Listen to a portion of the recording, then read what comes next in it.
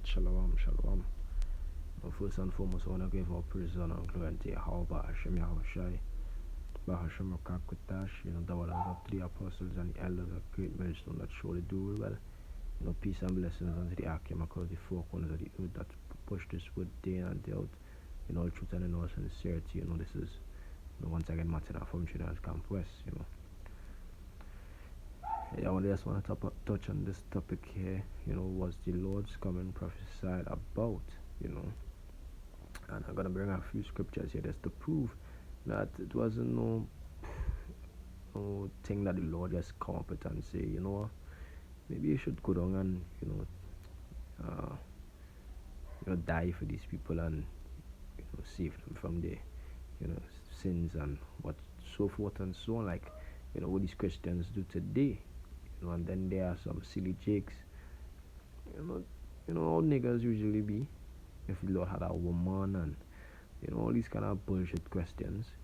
But they would never ever have the answers, have their questions answered, before asking it. Because number one, they don't read. You see, it are questions that you must ask to get answer, and it are questions that through reading you can answer on your own. And the kind of questions that these niggas be asking, you would see that they don't even read the Bible. Like, for example, who was Isaac's father? You understand? Simple question like these. Or was Israel an Israelite? Or was Abraham an Israelite? Simple questions like these things. From the time you hear them, you have a lot of foolish questions to answer. Up to you to answer them. Understand? But without further ado, I'll jump straight into it. Was the Lord's coming prophesied? Yes, it was prophesied. And I just want to bring this quick scripture here just to prove it. So like Psalm 40 verse 7, it says, "Then said I, Lo, I come in the volume of the book. Lo, I come in the volume of the book, it is written of me." Understand?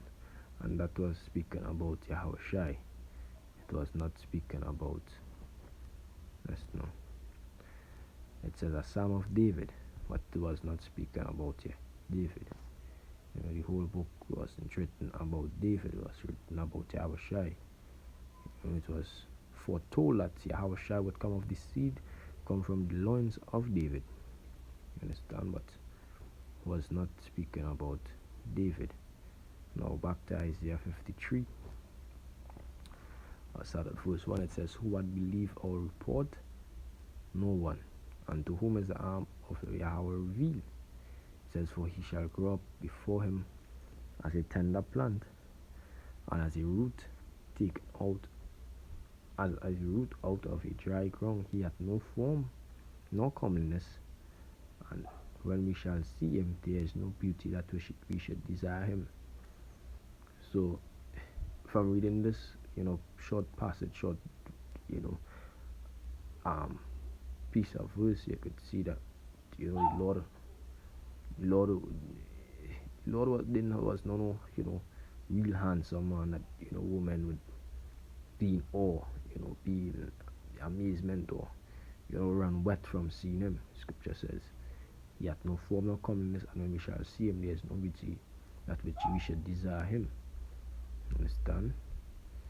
So this year was a prophecy of the Lord coming for the first time. It says he is despised and rejected of men, a man of sorrows and acquainted with grief, and we hid as it were our faces from him.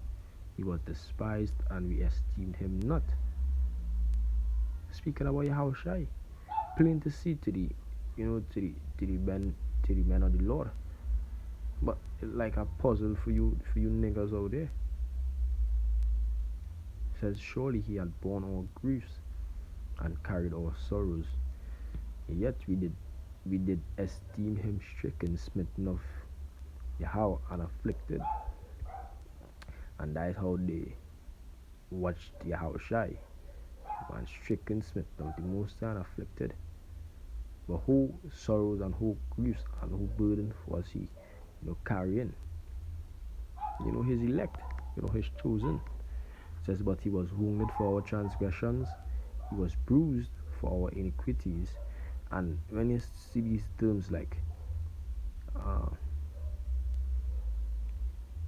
like afflicted and was bruised, and all these, terms that you would consider, past tense, men would be simple and say this could never be about Yahawashi, because Yahawashi was in the future.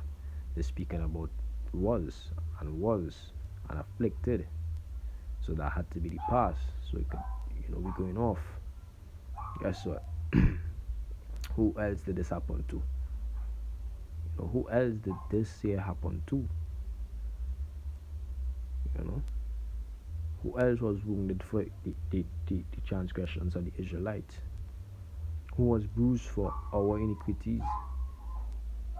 It says the chastisement of our peace was upon him, and with his stripes we are healed. Who was beaten with stripes beside Yahawashi? You understand?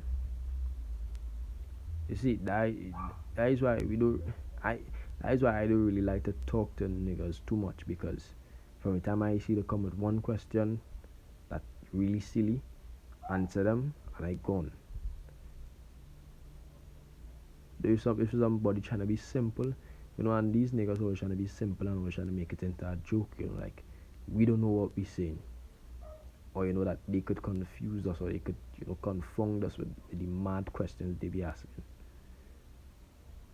It says all we like sheep have gone astray, we have turned everyone to his own way, and Yahweh had laid on him the iniquity of us all. He was oppressed and he was afflicted, yet he opened not his mouth. He didn't complain. He is brought as a lamb to the slaughter, and as a sheep before her shearers is dumb. So the Lord knew he was gonna die. He walked to his death without complaining, and we're supposed to be like-minded. We in the truth. The scripture says, "Be faithful unto death." Be thou faithful unto death, I believe is what he said in Sirach 2 verse 1, I believe. That's how we're supposed to be. Knowing that it's possible, it's very likely that you're gonna die for the truth. You're gonna you're gonna be given that test, and you're gonna be going boldly to it. Yeah. Kill me. Go ahead. When they kill us, that's what it is doing. You're not casting us into no hell. You're just killing the flesh, but we're gonna come back again, because you know why? We believe in reincarnation. We believe in the resurrection. We believe that we're gonna live again. Understand? So this was one instance of the Lord, being prophesied about. I'm gonna bring this next one. I believe this is in this chapter. Let's see. I'm not too sure. Let's look it up.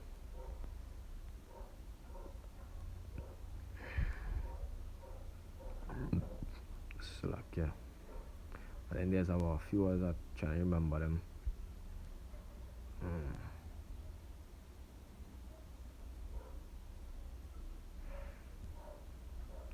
Zechariah 9 verse 9, it says, "Rejoice greatly, O daughter of Zion. Shout, O daughter of Jerusalem. Behold, thy king cometh unto thee. He is just, and having salvation, lowly, and riding upon an ass, and upon a colt, the foal of an ass." You understand?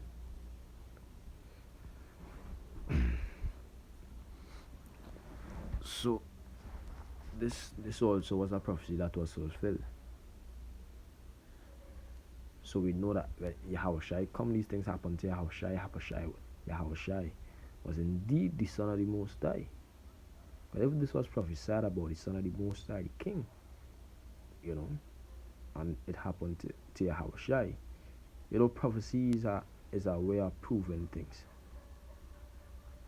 proving the truth. When the Lord say this gonna happen and that gonna happen, and it happened, that is the Most High.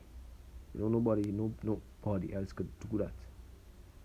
Nobody else could do that. That's why the scripture said this in Jeremiah 28, verse 9. It says, the prophet which prophesy of peace, when the word of the prophet shall come to pass, then shall the prophet be known that Yahweh had truly sent him. So if a prophet prophesies something, when that prophecy come to pass, then it could be known that Yahawashi sent him.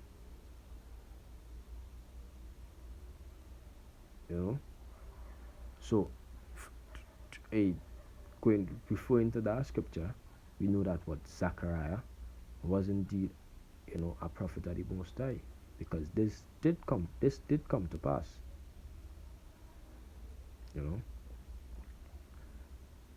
says Isaiah 14, not 40, 7 verse 14. It says, therefore the Lord himself shall give you a sign. Behold, a virgin shall conceive and bear a son, and shall call his name Emmanuel, which means God with us. Butter and honey shall he eat, and he may know to refuse the evil and choose the good. For before the child shall know to refuse evil and choose the good, the land that thou borest shall be forsaken of both the kings. You see, Yahawashi again. How many prophecies are Yahawashi? Deuteronomy is the next one. Deuteronomy 18 verse 18. I don't know where Muslims read this and come up with the idea that they're speaking about Muhammad. They're speaking about Muhammad. They're a prophet with no prophecies. But anyhow, it says Deuteronomy 18 verse 17. It says, and Yahweh said unto me, they have well spoken that which they have spoken. I will raise them up a prophet from among their brethren, like unto thee. I will put my words in his mouth, and he shall speak unto them all that I shall command him. Understand? How shall I say? Things that I speak of came from whom? My Father. He says, my Father is greater than I. All these things he said. The judgment that he gave came forth from whom? His Father. I mean by I will put my words in his mouth. Wherever his Father said, wherever Yahweh said, that is where Yahweh shall speak. And it shall come to pass that whosoever will not hearken unto my words, which he shall speak in my name, I will require it of him.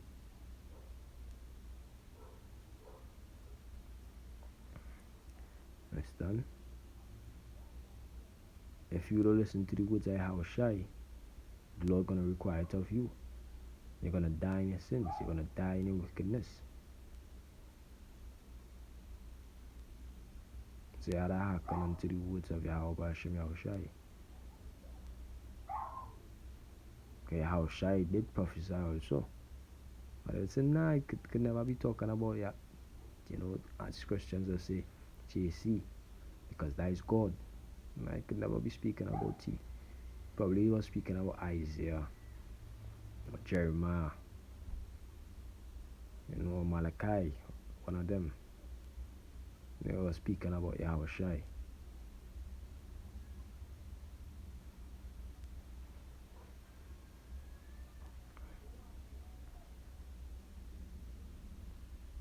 So another prophecy also.